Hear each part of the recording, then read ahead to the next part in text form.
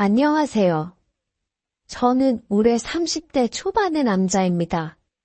직장에서는 조금 멀지만 그래도 서울 중심부보다 가격이 저렴한 동네에서 혼자 월세살이 하고 있습니다. 그래도 사회인이라고 간섭받는 것보다 혼자 지내는 게 훨씬 편하고 좋네요. 어쩌다 보니 서로 알게 돼서 친하게 지내던 여자가 한 명 있습니다. 저희 집 근처에 사는 돌싱녀이고 젊은 나이에 일찍 이혼하게 되었나 봅니다. 그때까지는 둘이 뭐 깊은 관계까지는 아니었어요. 하지만 그녀가 도움이 필요할 때마다 제가 도와주고 가끔씩 주말에 할 거 없거나 서로 혼자 살다 보니 사람이 그리우면 근처에 있는 찻집에서 만나 대화 좀 주거니 받거니 하던 사이였지요. 그녀가 참 예쁘고 제 스타일이긴 합니다. 사실 처음 알게 된 것도 제가 근처 식자재 마트에서 장 보다가 저도 모르게 그녀를 보고 저도 모르게 그녀를 계속 따라다니고 있었거든요. 두꺼운 롱패딩을 입어서 가려놓긴 했지만 그건 가린 게 아니었지요. 앞지퍼를 안 잠그고 있으니 뒤에서 보면 그냥 평범한 겨울에 추위 많이 타서 롱패딩 입고 장 보러 나온 모습이었지만 앞에서 보면 안에 입고 나온 게 한 줌도 안 되는 잘 개어놓고 보면 손바닥에 딱 올라갈 정도밖에 안 되는 걸 입고 나왔으니 롱패딩을 따뜻하려고 입은 건지 안 갈아놓으면 긴망해서 입은 건지 싶더라고요. 운이 좋았던 건지 그녀에게 말을 거는 건 어렵지가 않았습니다. 그녀는 그런 관리가 잘 된 겉모습과는 다르게 아이가 있었거든요. 아이가 과자 한 봉지 들고 뛰어오다가 저에게 부딪히는 바람에 그녀가 저한테 사과를 하러 오면서 말을 트게 되었습니다. 그녀가 사과랍시고 죄송하다며 허리 숙여 인사를 하는데 앞지퍼를 하나도 안 잠그고 허리를 숙이니 제 시야에 뭐가 들어왔겠나요?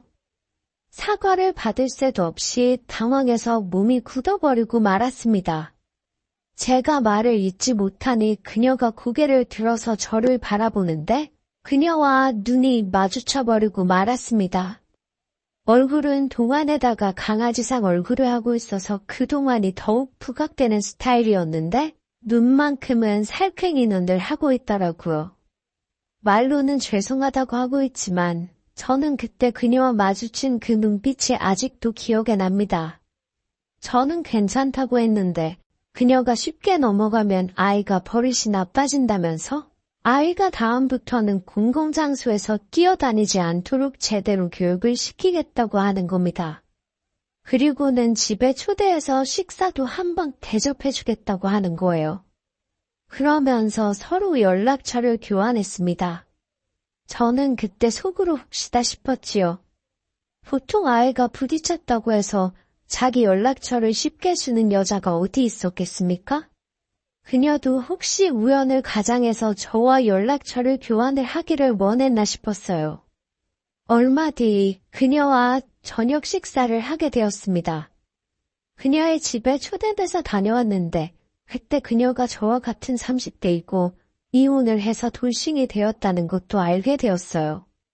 심지어 그녀는 제가 사는 멀룸촌 근처에 있는 빌라 2층에서 살고 있었습니다. 걸어서 서로 5분 거리도 안 되는 곳이었지요. 이 정도 미모의 여자를 그동안은 왜 모르고 살았나 싶더라고요. 아무튼 그녀가 그렇게 자주 만날 여지를 주고는 했습니다. 마트에서 물을 샀는데 무거워서 못 들고 올라가겠다? 집에 못 좀 박아달라? 아이 방을 새로 꾸며주고 싶은데 가구를 혼자 옮기기가 힘들다 등등 하면서 사소한 부탁거리를 저한테 그렇게 부탁을 했습니다. 솔직히 수고스럽긴 했지만 그녀의 부탁을 거절할 수는 없었습니다. 어쨌든 그녀가 부탁하는 건 항상 그녀의 집으로 저를 부르는 일이었기 때문이지요. 그렇게 친해지면서 같이 수다도 떨고 식사도 하고 꽤 오랜 기간 서로 알고 지냈지만 그 이상의 관계로 발전하지는 못했습니다. 그녀가 이혼을 하게 된 이유와 직접적인 연관이 있겠다는 생각도 해봤어요. 사소한 거라도 필요하다 싶으면 저를 그렇게 불러대면서 막상 분위기가 차오르면 철벽을 치고 몸도 마음도 아무것도 허락해주지 않았으니 저는 답답해지기 시작했습니다. 그 와중에 그녀가 자기 생일이 되었다면서 저를 집으로 초대했어요. 하지만 그때쯤에는 저도 약간 그녀가 저를 그녀의 미모를 사용해서 이용하고 있구나 하는 생각이 들 때쯤이라 그냥 일이 바빠서 피곤해 못 가겠다고 대답을 했습니다. 실제로 그녀의 생일이라고 초대했던 그날에는 회사 일이 정신없이 바쁘기도 했지요. 야근을 하고 있는데 그녀한테 계속 전화가 왔어요. 가봤자 또 힘쓰는 일이나 시키겠지 싶어서 그냥 안 받고 모르는 척 하고 있었는데 전화기가 쉬지를 않으니 저도 자꾸 신경이 쓰이더라고요. 그래서 그냥 핸드폰을 꺼버렸습니다. 야근 끝나고 나서 핸드폰을 켰는데 시간이 한참 늦었더라고요. 그리고 나서 곧바로 도착한 그녀의 문자 메시지를 보니 시간과 장소를 보내놓은 문자가 있었습니다. 제가 연락을 안 받으니 장소랑 시간을 알려줘서 늦게라도 왔으면 하는 건가 싶었습니다. 그런데 생일 파티 시작하는 시간이 저녁 8시쯤이었는데 제가 퇴근하고 근처에 도착했을 때는 12시가 다 되어가고 있었어요. 그때쯤이면 술은 술대로 마셔서 분위기도 한참 무르익어 있을 것 같고 다음 날도 일찍 출근을 해야 하니 그냥 새벽쯤에 전화해서 그녀한테 어떤 변명이든 하면 되겠다 싶었습니다. 그리고 그냥 주말에 따로 봐서 사과를 하던 뭐라든 해야겠다 하는 생각을 하고 있었지요. 집 근처에 다 도착해 가는데 그녀한테서 난데없이 전화가 왔네요. 내가 뭐라고 이렇게 연락을 해대나 싶기도 했고 그때쯤 주말에 따로 한 번 더 만나면 되겠지 생각을 하고 있었기에 그냥 또 전화를 무시했습니다. 그런데 난데없이 누가 제 뒤를 쿡 찌르더라고요.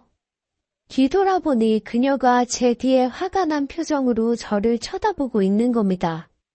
뭐 별다른 해명도 하지 못하고 그녀 앞에서 어버버거리면서 아무 말도 못하고 있었습니다. 돌싱여 그녀가 그래도 우리 이 동네에서 서로 마음 두고 지내는 친구라고 생각했는데 우정이 아니라 번거롭고 귀찮은 사람이었냐며 어떻게 자기 연락을 그렇게 대놓고 무시할 수 있느냐 화를 내더군요. 그래서 제가 그녀에게 한참 생일 파티가 분위기가 무르익었을 텐데 왜 벌써 여기서 있냐고 물어봤지요. 그랬더니 그녀 친구들은 벌써 취해서 저를 기다리다가 돌아갔다는 겁니다. 화가 나서 그녀도 혼자서라도 술을 더 마셔야겠다 하고 동네로 돌아왔는데 퇴근하고 터덜터덜 걸어가는 저를 발견했다는 거예요. 그 길로 저를 쫓아왔는데 역시나 저였던 거고요. 그래서 더 변명해봐야 거짓말인 거 다 들통날 것 같고 그래서 그녀에게 친구들이 있는 자리보다는 단둘이 만나는 게 더 좋겠어서 일부러 그런 거라고 저희 계획을 실토했습니다.